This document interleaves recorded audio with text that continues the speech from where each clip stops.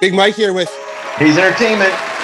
today's episode. We got a UFC fighter. We got Rob Font with a 17 wins and 4 losses record, fighting in the bantamweight division. If you like what we're doing, you hit the subscribe button. Let's go. Shouts out to the sponsors, Deluxe Seafood. Get your fresh and frozen seafood. They got prawn. They got scallops. They got salmon. They got cod, halibut, and tuna. Call 604-318-1955. Tell them Big Mike and Hayes sent you. If you're looking for a mug, perhaps a hoodie, head on over to IOnlyTouchGreatness.com. Hey, what's going on, guys? It's Rob Font, current Ufc Fighters, 17-4. Tune in, guys. I'll be on. I Only Touch Greatness podcast. Check it out, guys. This is the hottest place. Big name interviews in Vancouver with Ryan Hayes and Big Mike.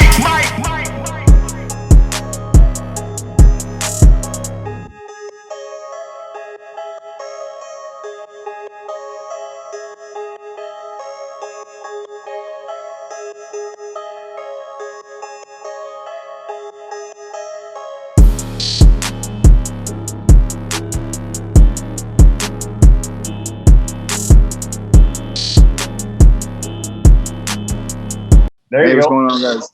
How you Hey, doing? Rob, how's it going, man? What's up, boys? How you doing? Good. Thank you very much for taking the time for us today. We really appreciate it. Of course, man. Of course. Let's do it. Big Mike here, and that's Ryan Hayes. What's going on, boys? How you guys doing? Good. And yourself? I'm hanging in there. Actually watching Calvin Kattar spar right now. He got like maybe 1 or 2 more rounds. Oh, wow. That's sweet. Right from the gym, we got you live, eh? Getting some work in. I'll give you a quick sneak preview real quick. We got the boys. That's sweet. Let's do this. All right. Shoot, Mike, you're first. Yeah. So did you play any other sports growing up before you got into fighting?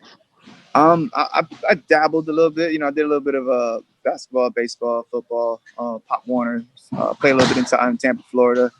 A little bit of skateboarding. I just went through all the basic phases: skating, skateboarding, BMX. I went through all those phases. A little bit of, but nothing like too serious. Like it wasn't like a wrestler or I didn't play, AAU basketball all my life. I wasn't one of those athletes, but I was athletic, but it wasn't like, I guess I wasn't a committed athlete, I guess.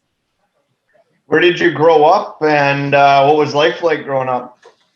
So I grew up in the military. So I'm sorry, my parents were in the military. So I kind of I would say from since I was like 2 to like 11, it was kind of all over. And then I got to Florida. We stood there for like 10 years straight, and then I moved back to Boston. So traveled a lot when I was real young, and then I kind of just maintained like a couple years in Florida, and now I'm back in Boston. Right on. What's your nickname and where'd it come from? I don't have a nickname. Okay. Yeah, no nickname for me.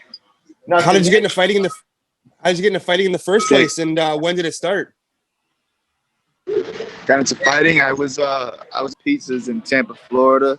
I delivered to a house that they were doing jiu-jitsu and MMA outside. They kind of broke it down for me. They kind of told me what they were doing, and maybe a week later, a couple of days later, I looked up the gym. I joined one of the gyms, and that was it. I was hooked, and I did that for about probably a year and a half, solid, and I took my first amateur fight. So they were definitely made the right decision. They were fighting in the yard in Florida? No, so it was like they were like just drilling like techniques and until they had the fights on. They're just drilling techniques and just kind of like practicing. And then as I walked up, you can tell they're kind of relaxed, chill, eat a pizza, kind of have a beer with the boys type of night.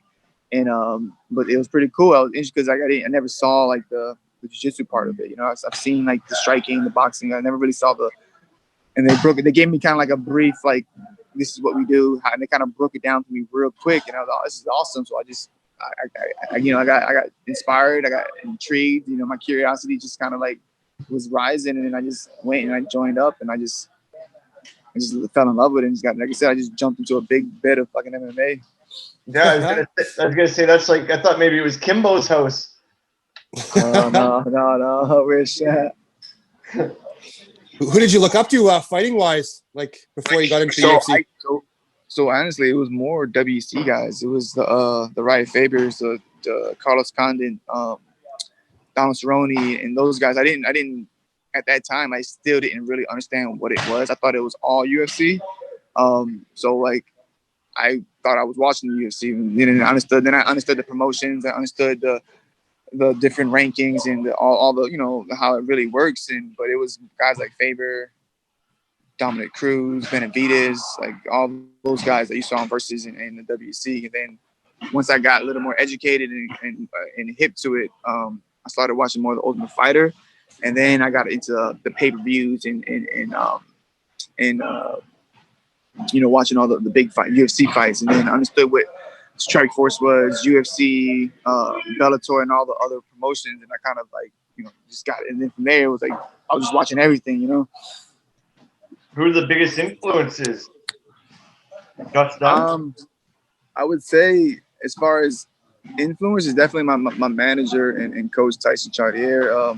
As far as I guess inspirations, as far as fighters, I would say you know, definitely your right favorite for sure. That guy's one of my favorites too. So. Yeah, good choice. That guy's a beast.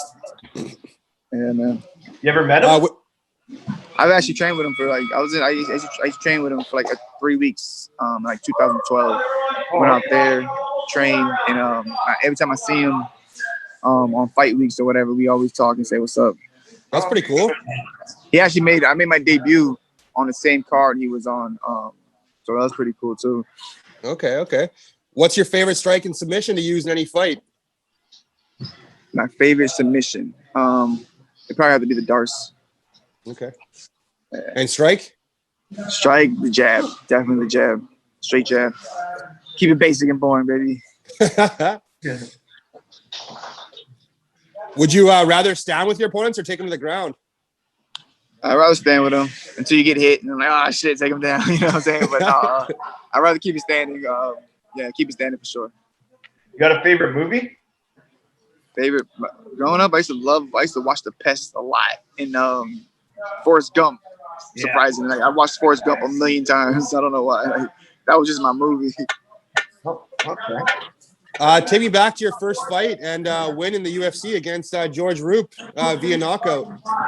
Yeah, so it was huge. You know, we got that call on like a 4-week notice.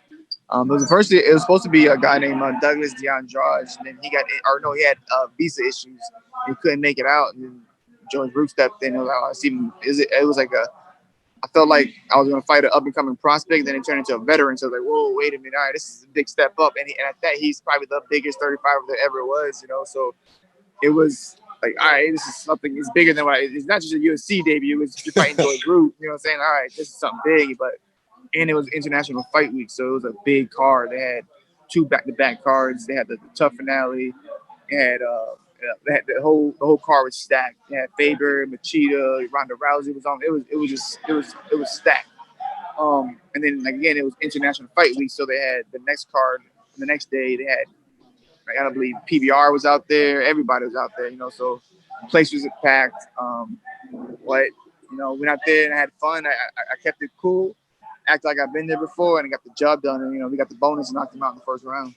Yeah, I was going to say, you can't ask for a better start than a knockout. Yeah, man. What would you say your biggest strengths are, and what's one thing you need to improve on?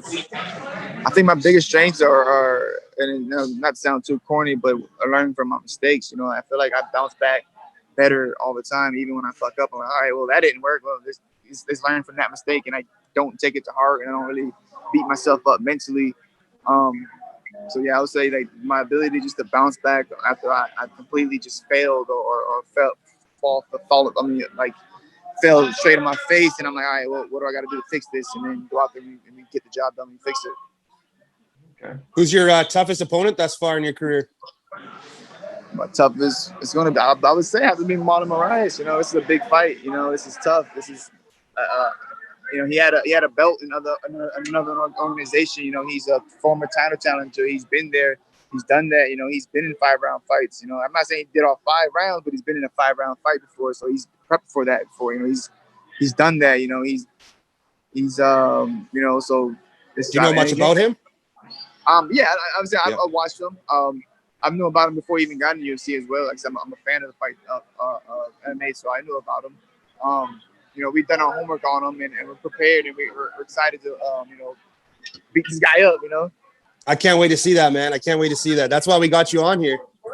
Hell yeah. Hey, let me walk outside real quick. It's kind of getting loud here. as somebody that's never punched somebody in the face, what's it like when you actually punch them in the face? Say that one more time. As somebody that's never hit somebody in the face, I've been punched in the face. Look at my beak. But but as somebody that's never punched somebody in the face, what's the adrenaline like when you fucking hit somebody in the face? Yo, I'm telling you right now. Do you guys train at all? No. No, you gotta start training, man. Like, even getting punched in the face, you feel great. Or obviously punching people in the face, you even feel better. So it's a weird. Like, you can have a bad day, come to the gym, get beat up, leave feeling good, and beat somebody up and still leave feeling good. That's awesome. I fight a lot in lacrosse, but it's a little bit different, obviously. Yeah. Entering ring music. What's your go-to? So I walk out to Damian Marley's "Welcome to Jamrock," and I don't even know why. Honestly, I was just. And I'm not even like the biggest, reggae fan, but it was like one day I was just riding in the car and that song came on. I just got the goosebumps. I just got hyped, and I just, I'm just gonna go with this song. And I just changed my music, and that's what I've been going with for the last probably like at least 8 fights, maybe more. Okay. Well, you're on fire right now with 2 wins in your last 2 fights. Appreciate it, man. Appreciate it.